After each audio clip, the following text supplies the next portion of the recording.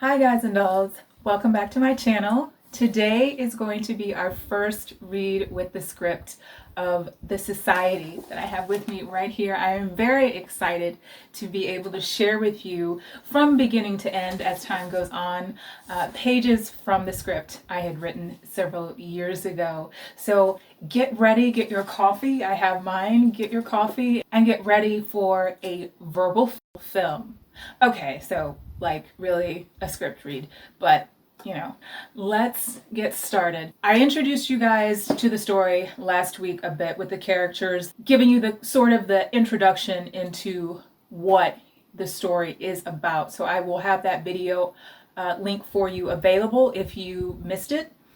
Just to give you a little bit more, when I was writing this script, I didn't have a set period, a set time frame.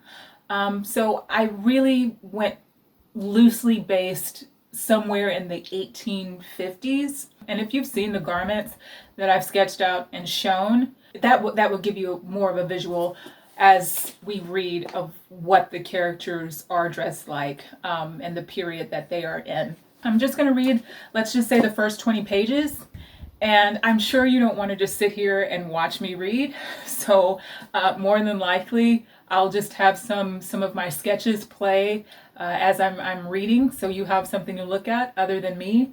Unless, you know, this will feel to you more like a book read, and since we're all social distancing, hopefully, maybe it will feel more like we're all gathered around the table together. So leave a comment and let me know for future readings if you would prefer just to watch me read, or just have some of the sketches pop up as from my storyboard, and we'll take it from there. This video, I guess I'll do a little bit of both, so you can get a feel of which one you would prefer as we go forward. But for now, I'm going to step right in and start reading from TheSociety. Parchment paper overtakes the screen. A man's hand takes to a quill.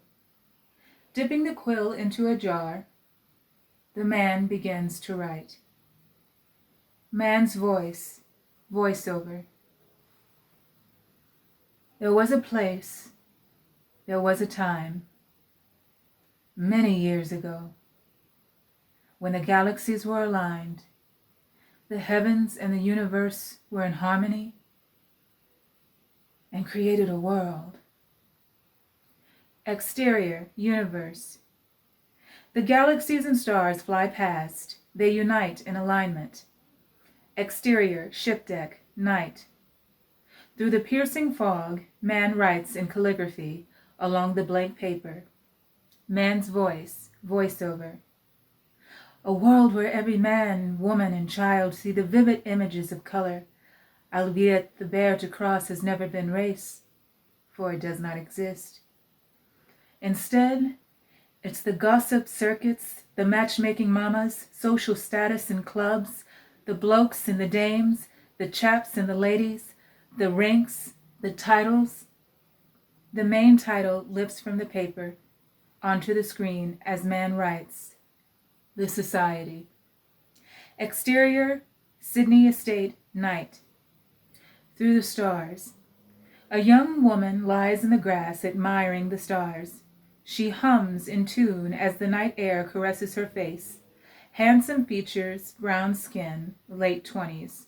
Her eyes are closed. She sings angelically. Her eyes open, enchanting brown eyes. She turns her head, peers through the blades of grass. She continues to sing. Out in the distance, a star falls from the sky. Series of events. Exterior, Sydney Estate, continuous. The earth beneath the young woman gives in, swallows her like an earthquake. Interior, cave, night. A ball of fire hangs in the balance, burns so hot it's blue. The invisible wall surrounds the ball of fire like a heat wave. Young woman approaches the strange fire, willingly. Young woman stands in an abundance of autumn leaves. The leaves start to blow vigorously about her. From autumn to summer, the seasons morph one into the other. Exterior, a field, continuous. An abnormally large tree amongst trees captures the young woman's attention. She walks toward the tree when a door opens on its trunk. Interior, tree trunk, continuous. Disappearing inside the trunk, young woman sees an orchestra playing for an audience that sits in rows, listening. A fiddler plays as the ball of light swishes past the young woman. Young woman turns her head to follow its path. Exterior, woods, continuous. Fog creeps through the trees and the ground, overtaking the woodlands. Exterior, woods, continuous. Emerging from the fog, warriors and beasts alike march to a purpose. Warriors march along, beat their drums of warning. Exterior, woods, continuous. Young woman follows the mass of warriors and beasts, marching. Exterior, seashore, continuous. Ahead of the warriors and beasts, the sea runs wild, winds blow vigorously. All come to a halt, man and beast alike.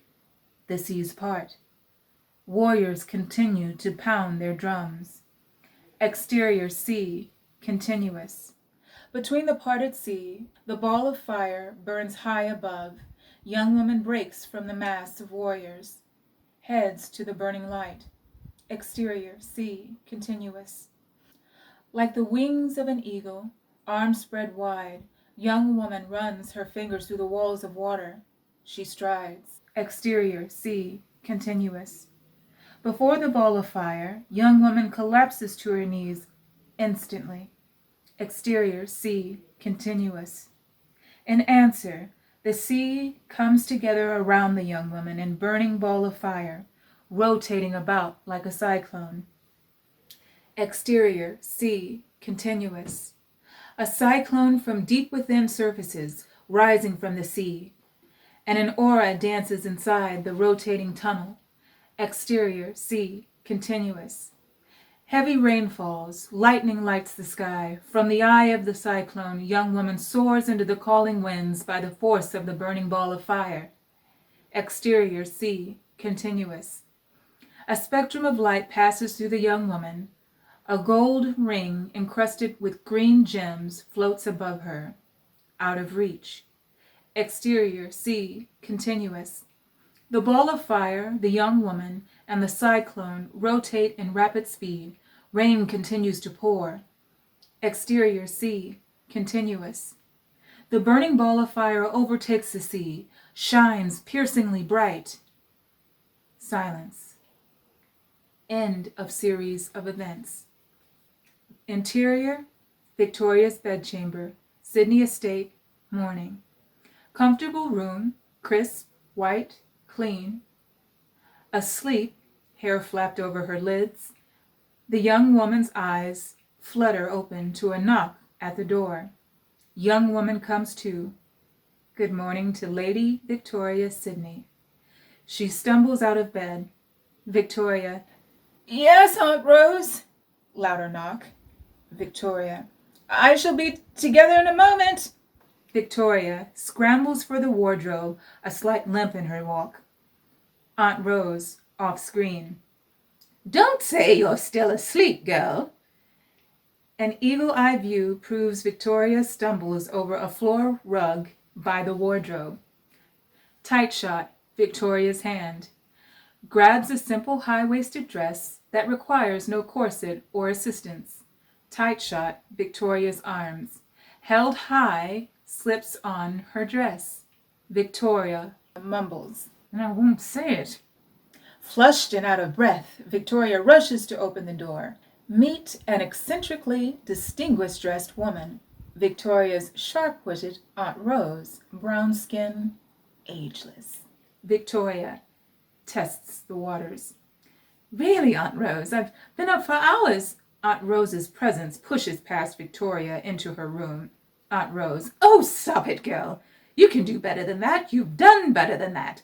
Lying is one thing. It is an art. But lying without creativity is downright disgraceful.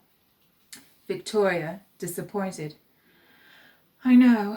That's what makes it so sad. Aunt Rose's gaze fixes on the rumpled bed. Aunt Rose, to herself, where did I go wrong? Victoria sits on her bed to put on her shoes. She takes care with her right foot, bandaged at the ankle. Aunt Rose. Now come along, girl, and grab your purse before departing so you can pay me your losses, mutters. Up before me, indeed. With that, Victoria searches the floor for her purse. Scattered with a pair of trousers, a linen shirt, a cloak, and a mask, lies Victoria's purse, proving to have been a very interesting night. Interior hallway, Sydney Estate, continuous. Victoria, purse in hand, follows Aunt Rose toward the staircase. Victoria. Oh, Aunt Rose, I wish you wouldn't leave so soon. Your visits never seem to last long enough. Aunt Rose. Pish-posh! With your wandering mind and your brother's, waves frustrated hand. You two won't even have time to discover that I'm gone. Victoria. Aunt Rose, you know that isn't true. Aunt Rose. Spare me, dear girl. Victoria and Aunt Rose walk down the grand staircase side by side. Victoria pulls crown sterling from her purse. Aunt Rose. Thank goodness you're not one of those dim-witted chits running about as if they had a stick up there and a hook up their nose. I'd abandon you without a second notice. Victoria. Not a question. Why wonder where my mouth comes from? Aunt Rose, seemingly shocked. Me, I suppose. Victoria. Well, it certainly wasn't mother nor father. Interior foyer, Sydney Estate, continuous. Servants load Aunt Rose's trunks into the waiting carriage. Coins jingle as Victoria hands Aunt Rose her winnings. Hudson, the fatherly butler, enters the foyer. Hudson, ever efficient. I've already had your basket packed, your ladyship. Puzzled from where he came, Aunt Rose. Thank you, Hudson. Hudson. Not at all. Will there be anything else, milady? Aunt Rose. No, that will be all. Hudson bows. He exits the foyer. Victoria to Aunt Rose. James will be so disappointed he missed you before you left. Won't you at least stay for breakfast? Exterior, front drive, Sydney Estate, continuous. Servants busily ready Aunt Rose's carriage, loading her trunks. Aunt Rose shakes head. Oh, no. If your brother's out in the streets this early, it can only mean one thing, and I have no more patience left in me for this trip to tolerate another encounter with Lord Livingston, no matter how brief. Victoria. It's not Lev's fault. He's a bit, Victoria searches for the right word. Aunt Rose finds it. Aunt Rose. Daft? Victoria, to be kind. Not altogether. Aunt Rose. Oh, no? I suppose he has his mother and father to thank for that, heaven help us. We're all in for the asylum now. To coachman. Watch that scotch. Coachman places the scotch bottle inside the carriage's cushioned seat. To Victoria. Now come on, girl. Help me into my carriage and douse the long face. You know I detest pity parties. Coachman tries to assist Aunt Rose, who slaps his hands away. Coachman walks away. Victoria hides a smile. Victoria. Only too well. Aunt Rose. Anyhow, I must go spend some time with your cousin before the baby arrives. Victoria. Her first. How is Mary coming along? In her last letter I couldn't make you aware of her condition. Aunt Rose steps up the footplate into the carriage. Aunt Rose, done in. She's quite well. It's that husband of hers. Before I left, you'd think he's the one having the baby. Stomach pains, morning sickness. Victoria sympathetically laughs. Poor Charlie. Aunt Rose. Poor Charlie. Poor Mary. To have to take care of two babies at once. One on the way and the husband full grown.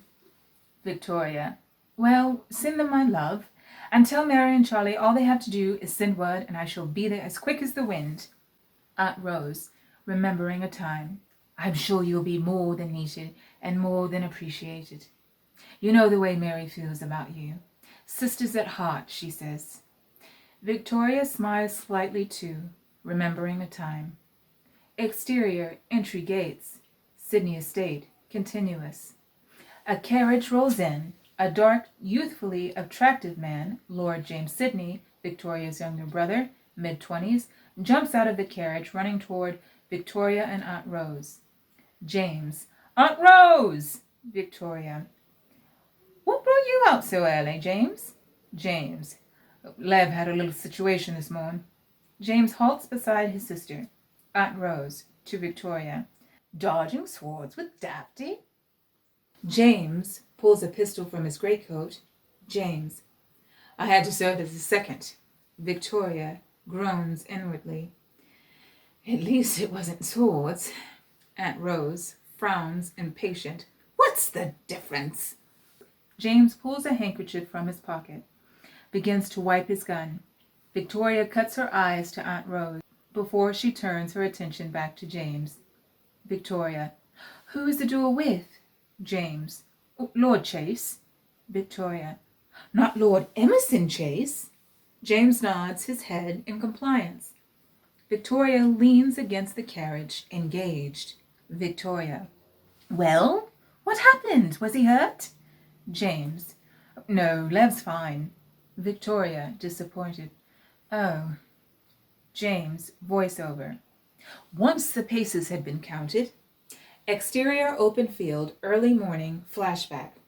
Lord Lev Livingston, angelically blonde, late 20s, and Lord Emerson Chase, harsh features, 30s, partake in a morning duel. James, voiceover. Lev didn't turn around and face the bullet. He broke into a brisk walk, then into a brisk run. Before anyone knew it, Lev was gone. Lord Chase refused to shoot a man in the back, so he let him go. Lev and Emerson stand back to back.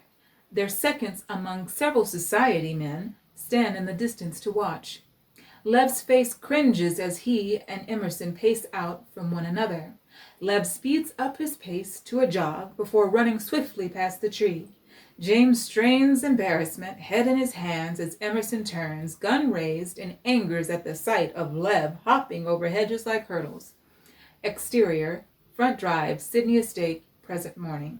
James aims his gun, nowhere in particular, and pretends to fire. Victoria. No! What will become of Lev? James. Oh, it's not too serious. Everyone knows Lev. He's no threat to anyone. Victoria, matter of fact. Save himself? James. I stood and was able to resolve the problem sufficiently. I've known Emerson entirely too long. He wouldn't have had the heart to shoot me in front or back, regardless of his reputation. Victoria, more to herself. You'd think I'd be used to this sort of thing. Placing his gun and handkerchief back in his pocket, James turns to Aunt Rose in her carriage, door still open. James, on slippery ground. Will you be coming back to see us soon, Aunt Rose? Aunt Rose. None too soon, if that's what you're worried about, dear James.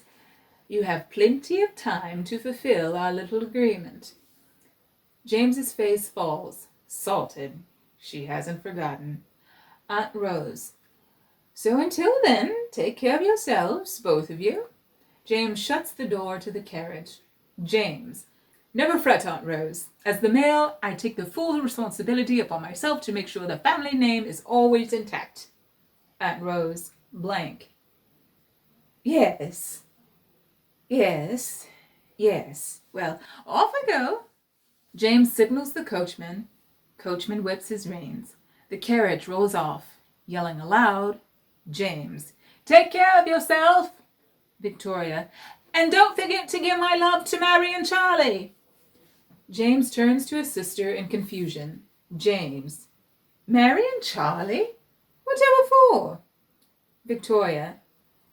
Because they're expecting a baby. Don't you ever read any of the letters they send? James, matter of fact. No. Victoria heads toward the house.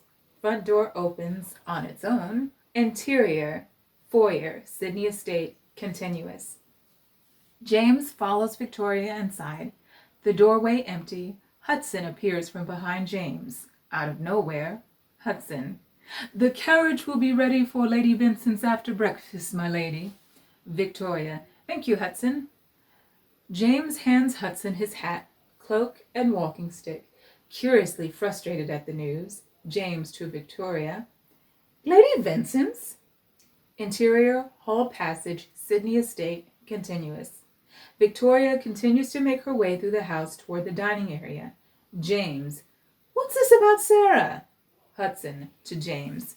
I believe this is Lady Sydney's day for her weekly tea party, sir. Suddenly aware of Hudson, James stops short, looks between Hudson and the open door, giving Hudson a questioning look as Hudson walks away. Like, how does he do that? Victoria, off screen, to James. Don't act so oblivious, James. We have them every week. Interior, dining room, Sydney Estate, continuous. Victoria enters a non-traditional, dark, but extravagantly decorated dining room. The table stretches almost the length of the massive space. James. Yes, but weren't they postponed? I thought Sarah was on her honeymoon to Victor. Victoria walks to a sideboard filled with pastries, toast, eggs, bacon, and meats. She fills her plate with a hearty breakfast. Victoria. They were, but now they're not. And she was, now she's not. James stammers. So you plan to go there today? This morning, I mean. Victoria. Yes. I don't know of any other way to explain it to you, James. James. But you can't. Victoria takes a seat by her brother. An attractive servant girl, Mary, 20s, gives James his coffee. A look passes between them. Victoria, genuinely confused. Why have a note? James, back to the conversation at hand, ponders after a moment. Because I have a meeting today. Victoria. A meeting? I didn't know. James. Yes, it's some colleagues of mine. They're expecting me any minute now. Victoria. Colleagues? Beat. Luke, Lev, and Reginald? James remains silent. Annoyed Victoria knows him so well. Fussing, he sits down at the table without his breakfast. Victoria. Oh, suck it up, James. I'm sure your meeting can wait until after we finish breakfast. No doubt Lev's still running about the streets for a good hiding spot. He won't show his face about town so soon. James considers scenario. You might be right about that. Back to Vic Station. But what do you plan to do about the carriage? We only have one. And I have some important business to take care of this afternoon. Victoria.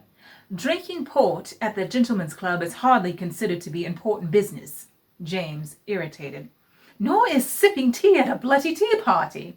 Victoria. I never said it was. After a moment, reasonably.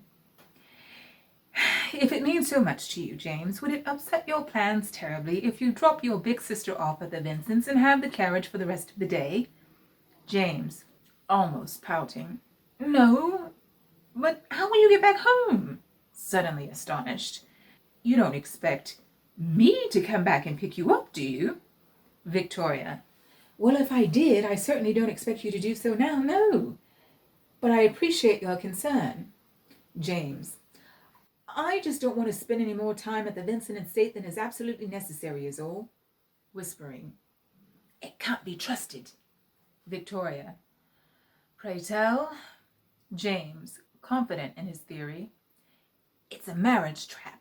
Victoria, blank. Amazing. James looks around the room. Anyone listening? Satisfied, James leans towards his sister. James. Isn't it? I don't know what it is about newlyweds. They have this curse on others to make sure they are hooked by the line as they are.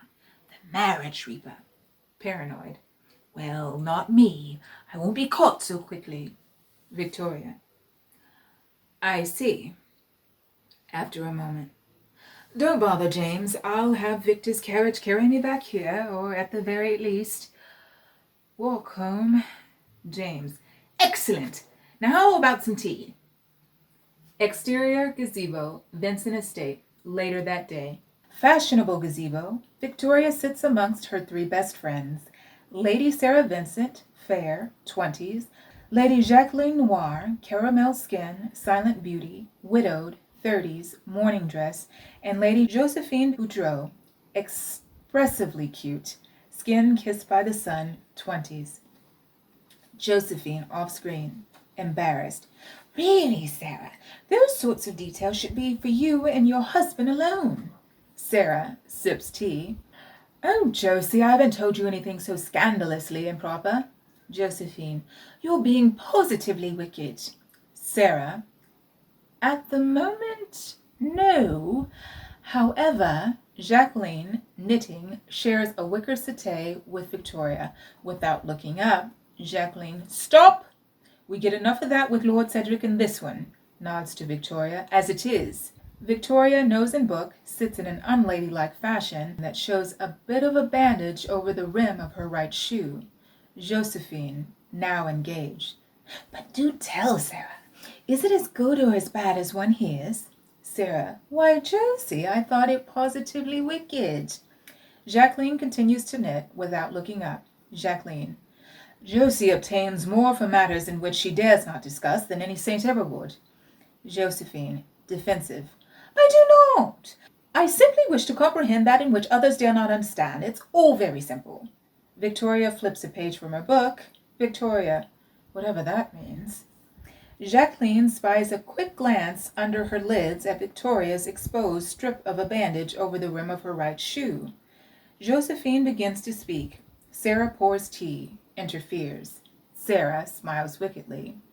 However, you will be delighted to know that all you wish to inquire is exactly the way our own Victoria has filled our ears with in moments such as these countless occasions.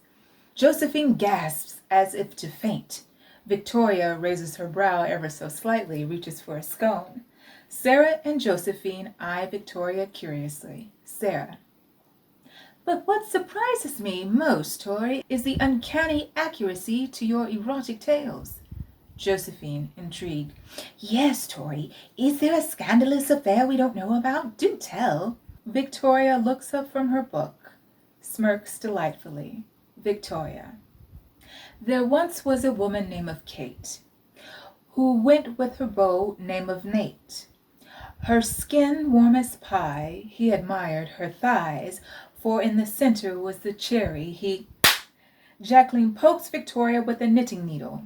Victoria screams, Ah! What are you, crazy? Josephine starts to speak. Her speech fails her as she spots Lord Sebastian Vincent, 30s, boyishly charming, and his older brother, Lord Victor Vincent, charmingly handsome, late 30s, walk toward the gazebo. Jacqueline whacks Victoria with her knitting needles. Reluctantly and visibly annoyed, Victoria sits up. Sarah glows with Victor's kiss, publicly. Victoria watches the couple from over her book. Jacqueline takes notice. Victor, Lady Noir, Lady Boudreau, Lady Sydney, I'm pleased to find you're able to make the Vincent estate feel as yours. I confess I was put in with worry you would not feel comfortable in relocating your weekly ritual to new grounds. Jacqueline. Nonsense, Lord Vincent. Being an admirer of your estate from afar for so long, we are only too grateful to be able to add such a place to one of our weekly gathering locations. Lord Sebastian singles out a shy Josephine. Sebastian, secretly enamored. Lady Boudreau, I trust you are well this morn? Josephine blushes. Quite, my lord. Victor. My brother and I were just on our way to the clubs this morning to discuss some business. Victor and Sarah exchange knowing glances to one another. Sebastian clears his throat. The spell is broken. Victor looks away from his wife. Victor to Victoria. I gave word to my man to have the carriage ready when needed, jokes innocently. Seeing that we do have more carriages than necessary, he shall take you anywhere you should need to go. Victoria. Thank you, my lord. You're very kind, but I don't mind the walk, really. Rather used to it. Victor. You can't be too safe these days, Lady Sydney. There's been a string of people held up by a masked, caped bandit recently. Hasn't been stealing for keeps. All the jewels taken seem to show up in the most odd places, like a treasure hunt. Victoria. Yes, so I heard. I believe we've seen the last of the bandit, however. I heard someone found a pile of clothes floating in the sea. I think he ran into some trouble last night and got caught in a rather nasty tangle, so to speak. Jacqueline halts her knitting directly. Her curious eye gives Victoria the once-over before traveling down the length of Victoria's leg to her right ankle hidden under her skirts. Sarah. Extraordinary. Perhaps the trips to the water should be in order. Which direction? Victor to Sarah. Come, Inspector Sarah. I have a more personal case for you. Helping me find the door. To the ladies. If you would excuse me, ladies, I have an appointment. Sarah takes her husband's arm. Victor to Sebastian. I'll wait for you up front, old boy. Sebastian nods in response. Sebastian to Josephine. I'm sure I'll make it to the carriage before he does anyway. Comprehending, Josephine's eyes widen in shock. Sebastian turns to face her. Sebastian, concerned. Lady Boudreau, I am sorry. I have shocked you. I meant no such intent. Josephine. Why, no, Lord Vincent. It's only you speak so freely about your brother and his wife. Sebastian. Do I? I'm sorry, but you mustn't worry. I believe it's quite common knowledge that the vigorous reputation my brother once had for countless uncomfortable. That is to say, for several, well, he only holds for one now. Comfortably smiling. It's safe to say my brother has been struck by love's arrow. Sebastian watches his brother disappear with Sarah through the doors of their home. Josephine watches Sebastian. Josephine admiring. Yes, quite. Exterior, garden outskirts, Vincent Estate, continuous. Jacqueline leads Victoria away from the gazebo, taking the garden path. Victoria follows Jacqueline a fair distance. Jacqueline, in no doubt. All right, out with it. Victoria stares ahead, innocently. What? Jacqueline. Now come along, Victoria. Don't play missus with me. Those two back there may claim not to know you very well, but I do, my dear. And you know the only scandalous affair you've ever had is in Samson's Legions of Lust, Chapter 2, page 23. Victoria. Read it too, eh? Jacqueline, thrown off course. 3 times. Though not to mention the time I jumped straight to page 118. Victoria. That was a sight, wasn't it? Jacqueline. Quite.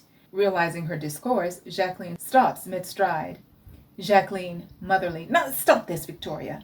I see the masquerade you put on in front of others, but I am your dearest friend. Fear not play the brave front for me. Sisterly. I see your face, and I know the lengths in which you wish it so for you and you alone. Victoria limps away. Jacqueline. And speaking of masquerades, why the sudden limp? A nasty tangle? Did your foot get stuck on the way out of a window? Snagged on a twig in the gardens? Victoria. Wrapped around my trousers trying to snatch them off in the dark. Jacqueline's eyes pop. Jacqueline. Victoria! Whimsical you are, but vexatious? What if you had been found out? Why this endless need to push the limit until it breaks? Why have you changed? Victoria. Life has changed me. Circumstances have changed me. I have not. Jacqueline. So you capture life from books you've read instead. Victoria, facing Jacqueline. At least I make them my own. Jacqueline. No, you don't. You imitate. There are pages in books written by the mind and imagination of others. Don't hide from the human race, Tory. You cannot change the past. Victoria, absolute. But you can change the future. Distance. I've planned my path. Alone. Victoria looks to the skies. The wind blows rapidly. She feels she's being watched. She turns to the trees. The trees dance lively. All right, so that's the first 23 pages of The Society that I'm going to read to you guys today. So hopefully that gave you a pretty well-rounded introduction, at least to the ladies of The Society. We will meet James's best friends, the boudoir beaux, and get a bit of insight with their characters. So until next time, hope to see you for another Fashion Friday. Be safe, be well, be healthy, stay home, and take care of yourselves. And if you have any questions of the society so far, if there's any particular character that you are interested in already, let me know. I would love to hear from you. Until Friday, à bientôt. I don't even know what I'm trying to say.